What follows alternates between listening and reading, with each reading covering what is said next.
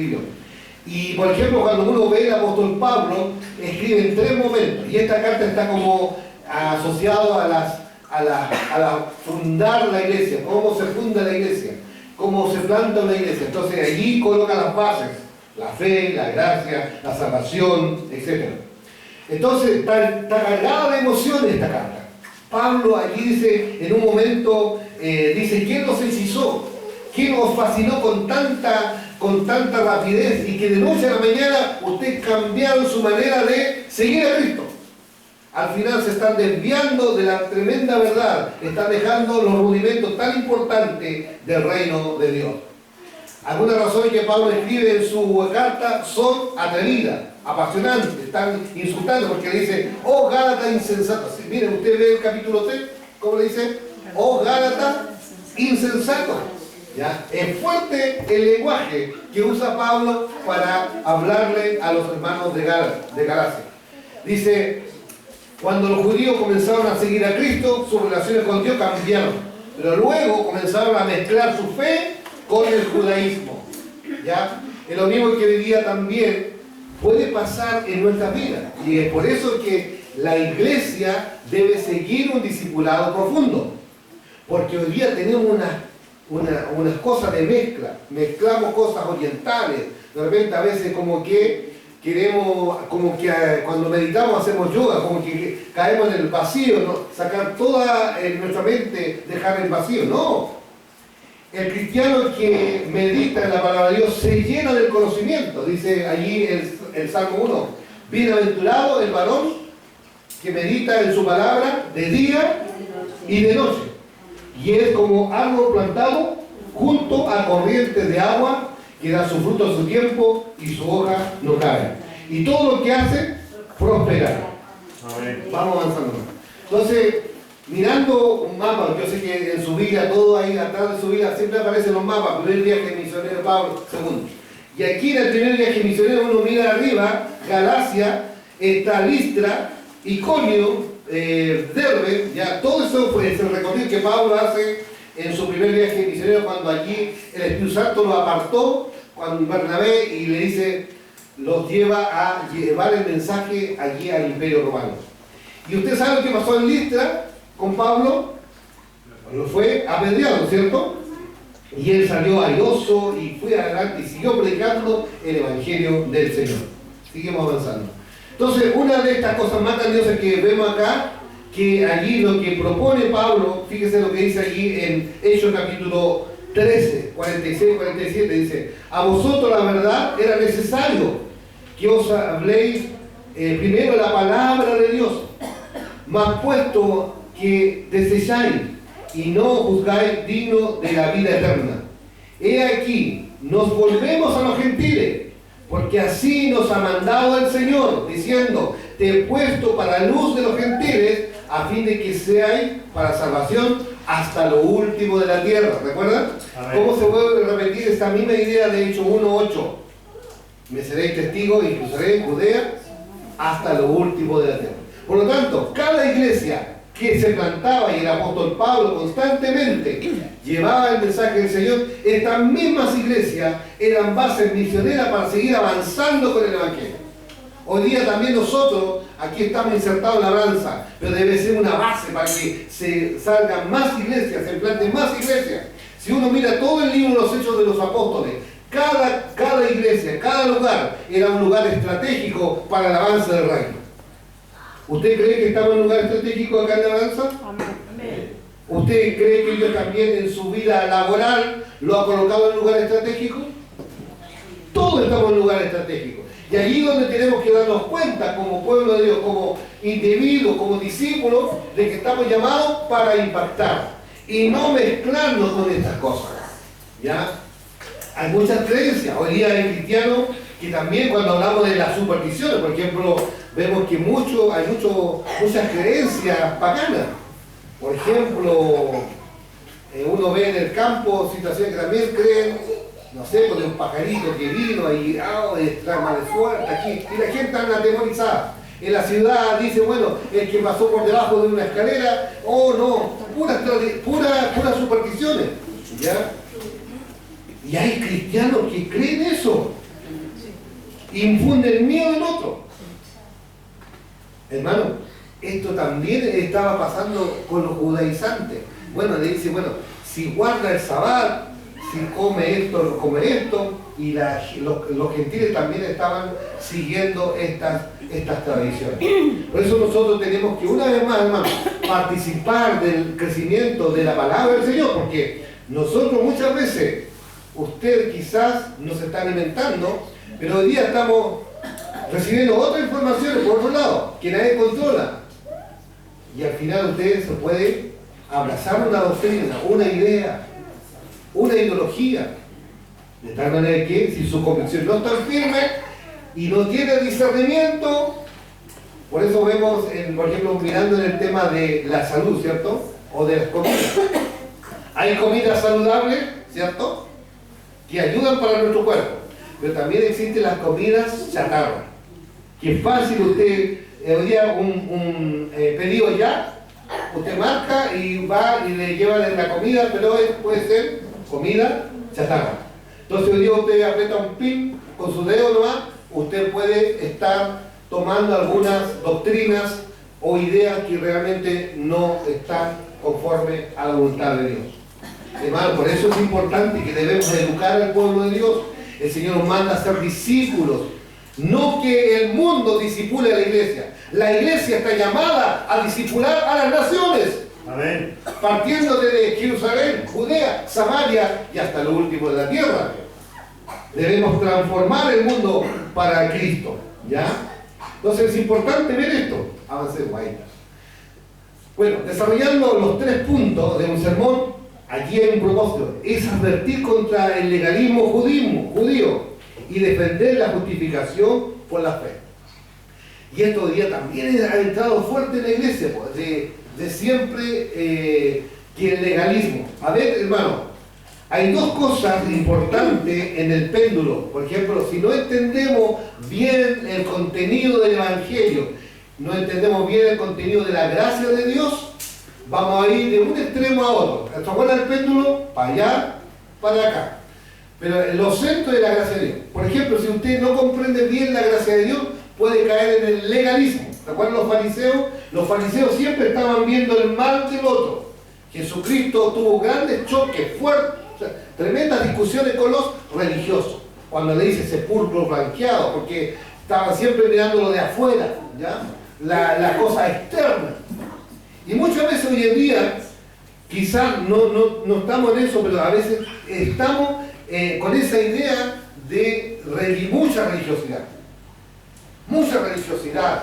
Y a tal punto de que, al final, en vez de que otros ingresen, con nuestro comportamiento, espantamos a esa gente que quiere acercarse a Jesús. ¿Me entienden? El Señor dice, venid a mí todos los trabajados y cargados, que yo os haré descansar. Él ofrece. Fíjese, ese versículo está allí en un contexto también cuando los judíos colocaban más carga a la gente, que ni ellos eran capaces de llevar. Por eso el Señor dice, mi yugo es fácil y ligera mi carga. Hoy día también nosotros como iglesia estamos llamados a ser catalizadores, mensajeros del Señor, de la gracia de Dios, de tal manera que la gente cuando venga con esa carga, mira hermano, sobrellevemos las cargas unos a otros. Mire, te entiendo, pero yo también estoy pasando por lo mismo. Oremos juntos, caminemos juntos. Muchas veces la iglesia, a veces la gente viene y se va. Iglesia concurrida, pero gente sigue siendo solitaria. Tremendo grupo de concentración, pero la gente sigue viviendo sola. Y a veces nos cuesta hablar, nos cuesta decir qué nos pasa. Tenemos miedo. Pero ¿sabe, hermano? Cuando hablamos, tenemos confianza, hay un hermano, una hermana que ora por nosotros, qué lindo poder decir, tengo una familia, tengo una iglesia, donde puedo también orar y también orar por otros. Bueno, la justificación por fe. La justificación por fe dice, allí el pasaje, dice, y también ahí, esta palabra nos muestra lo siguiente. Allí en el verso 2, capítulo capítulo 7, versículo 7 al 9. Miren lo que dice. Antes, por el contrario, como vieron que me había sido encomendado el evangelio de la incircuncisión, como Pedro de la circuncisión, pues el que actuó en Pedro para el apostolado de la circuncisión, actuó también para mí, para los gentiles. Y reconociendo la gracia que había sido dada a Jacobo, a Cefa y a Juan, que eran considerados como columnas, nos dieron a mí y a Bernabé la diestra en señal de compañerismo, para que nosotros fuésemos a los gentiles y ellos a la circuncisión. Solamente nos pidieron que nos acordásemos de los pobres, lo cual también procuré con diligencia hacer. Qué lindo. Aquí el apóstol, cuando el Señor lo llamó, ¿cierto? Y allí él habla de esta tremenda doctrina de la justificación por la fe. Más el justo por la fe vivirá. ¿Sabe? Para Martín Lutero este libro fue un libro también de inspiración para todo lo que él estaba viviendo allí cuando él estaba como monje en la Iglesia Católica Apostólica Romana, donde él dice allí, bueno, encuentro libertad en Cristo cuando vuelve a la Escritura. Mi conciencia está cautivada bajo esta palabra de Dios. Entonces cree ahí y nace todo este movimiento de la Reforma Protestante. Entonces, ¿cómo el Señor liberta? Liberta.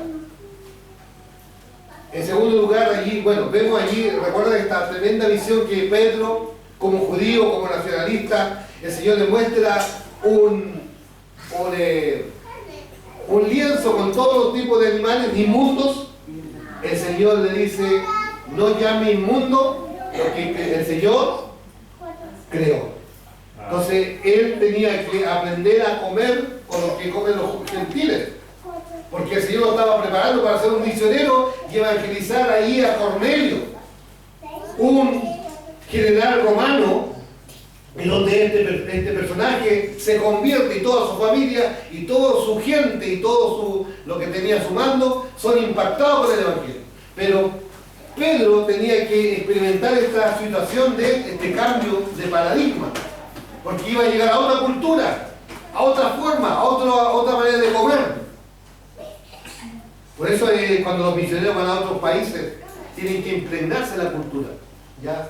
Nosotros estamos en este mundo, pero no somos este mundo. Nosotros no tenemos que adaptarnos al mundo, pero sí los principios no van a cambiar. Pero la forma, por ejemplo, para cómo ser más cercanos, pero en el fondo son formas. Entonces aquí el Señor le dice a Pedro que no llame el mundo. Y muchas veces el judaísmo también hablaba esto de las comidas. Pero también el Señor dice en su palabra, lo que bebamos y comamos debemos hacerlo todo para la gloria del Señor. Avancemos. Entonces, ahí tenemos un cambio, ¿cierto? Un cambio. Aquí hay un hombre que dice, siendo yo antes un blasfemo, hoy vengo a ser el apóstol de los gentiles. Cefa, Jacobo, Juan, ellos están llamados a predicar el evangelio a los judíos, a los de la circuncisión. ¿Pero quiénes son los de la incircuncisión? Son aquellos gentiles.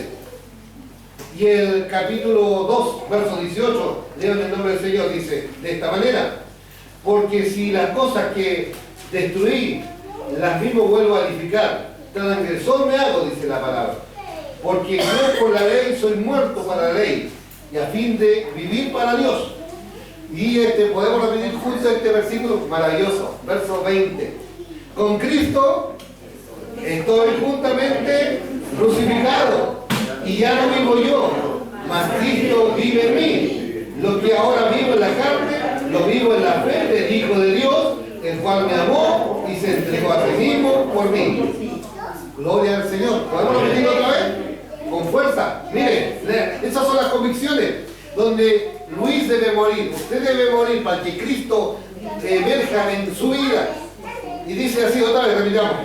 Con Cristo estoy juntamente crucificado, y ya no vivo yo, mas Cristo vive en mí. Y lo que ahora vivo en la carne, lo vivo en la fe del Hijo de Dios, el cual me amó y se entregó a sí mismo por mí. Gloria al Señor. Gloria al Señor. Y el verso 21 dice, no desecho la gracia de Dios, pues si por la ley fuese la justicia, entonces por lo demás murió Cristo. La afirmación que Pablo nos hace. En tercer lugar, en segundo lugar, tenemos el sello del Espíritu Santo. Mire, usted cuando iba a entregar un franqueo a un correo, ¿cierto? Hoy día casi todos usamos, la mayoría usamos correo electrónico. Pero antiguamente, usted cuando mandaba una carta a su novia, a su novio, era todo una manera tan, un proceso tan lindo, porque primero usted compraba el sobre, ¿cierto? Después elegía la hoja para escribir. Elegía el lápiz, la letra, y compañía, y hacía la carta. ¿Ah? Muy bien, mira. Muy de cerca viene acá la experiencia. Y después iba a comprar la estampilla. Y seleccionaba la estampilla de tal manera que esa carta lleve un tremendo sello. La estampilla, el sello. ¿Ya? Y uno iba al correo con todo eso de mandar y ojalá se llegue lo más pronto posible, pero pasaba varios días para que se contestara esa correspondencia. Hermanos míos, así también nuestra vida tiene un sello, tiene una estampilla. Y esa estampilla es el Espíritu Santo. Mire, dice la palabra, en el cual ustedes, cuando oyeron la palabra de verdad, el Evangelio de salvación, y creyeron, fueron sellados con el Espíritu Santo prometido, que es la garantía de nuestra herencia hasta la posesión para la alabanza de su gloria. Entonces, qué maravilla. Entonces, hermanos, por eso no mezclemos otras cosas al Evangelio, no le coloquemos aditivos. Amén. Amén. Entonces, el Señor dice que estamos seguros, estamos sellados. Ni la muerte, ni la vida, ni ángeles, ni el demonio, nada nos puede quitar porque estamos timbrados. Amén. Estamos con el sello del Espíritu Santo. Amén. Hay gente que duda, vive dudando de la salvación. Oh, hoy día no fui al culto, perdí la salvación. Algunos están así. Y la Biblia habla de que estamos seguros en las manos del Señor. Amén. Y de la mano de mi Padre traernos a la verdad, dice Jesús, ¿cierto? Así es. Hoy día tenemos toda esta mezcla de días, porque hoy día están todo esto en la política se habla de los neoliberales, esto de la economía neoliberal, dicen, pero también en el tema de religión están los el neoprotestantismo, el neoreformado, todos estos movimientos de día que han emergido y como que quieren volver a ese mundo. Pero estamos viendo el siglo XXI, pues. Cada momento la iglesia no debe transar los principios que en el cristianismo temprano se marcó muy fuerte, ¿ya? Las épocas van pasando. En el capítulo 4, verso 4, mira, interesante lo que dice allí, cuando vino el cumplimiento del tiempo. Dice la palabra del Señor, pero cuando vino el cumplimiento del tiempo, Dios envió a su Hijo nacido de mujer, nacido bajo la ley, para que redimiese a los que estaban bajo la ley, a fin de que recibiésemos la adopción de hijo. Por cuanto soy hijo de Dios, Dios envió a vuestros corazones el espíritu de su Hijo, el cual clama Abba Padre. Así que ya no eres esclavo, hermano, hermana, sino hijo de Dios, también heredero de Dios, por medio de Cristo. Gloria al Señor. Entonces, tenemos toda esta posición, esta declaración de Dios, que somos en Él. Y a veces dudamos de nuestra vida cristiana. Y por eso han nacido todos estos movimientos que a veces son atractivos, pero al fondo seguimos igual. Lo importante, hermanos, que no nos desviemos de la palabra del Señor. Pablo decía, lejos de de mí solamente gloriarme, sino en la cruz de Cristo. Amén. Amén. En la cruz de Cristo. Amén. Mi gloria sea la cruz de Cristo. Bueno, allí tenemos el ejemplo del hijo pródigo. Dice, le costaba decir, Padre, trátame como alguno de tus jornaleros.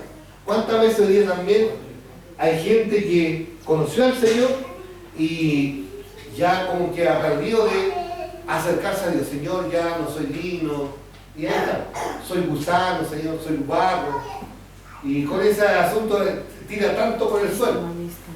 Pero hermano, cuando regresamos a casa, cuando el Señor nos llamó, dice la Biblia que todos nosotros nos descargamos, ¿cierto?